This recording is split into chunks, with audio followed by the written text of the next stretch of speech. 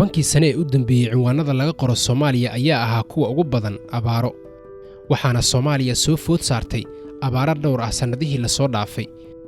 waa markii saddexaad tobankii sane ee u dambeeyay ee Soomaaliya wajahayso khatar macluul ah macluushii 2010 ilaa 2011 waxay ahayd midii ugu xumeyd qarnigii 20aad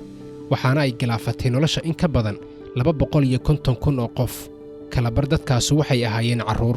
10 sanadood kadib macluushii ayaa soo noqon karta ku dhawaad 8 milyan oo qof ayaa lagu qiyaasaa inay haysato cunto yari taasoo ay ugu wacan tahay wax soo saarka dalagga oo liita iyo xoolihii oo ka dhamaaday abaartii 2011 ilaa 2012 markii UN-ku ay ku dhawaaqeen in macluul ay ka dhacday Soomaaliya ku dhawaad 4 milyan oo qof ayaa ay la soo diristay heerar dhibaato oo cunto yari ah abaartu waxa ay martaa 4 marxaladood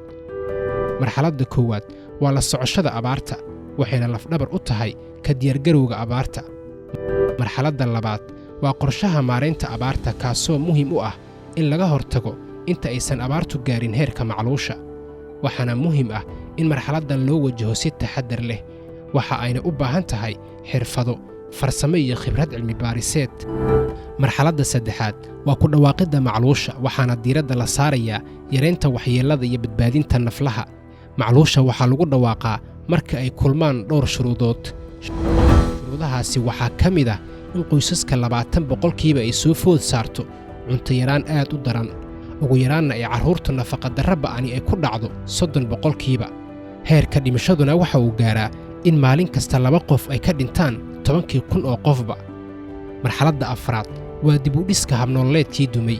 dowladda federaalka dowlad goboleedyada hay-adaha saaxiibada caalamiga ah bulshada rayidka ururada madax dhaqameedyada iyo ganacsatadu waa inay wax ka qabtaan abaarta si loo badbaadiyo nolosha dadka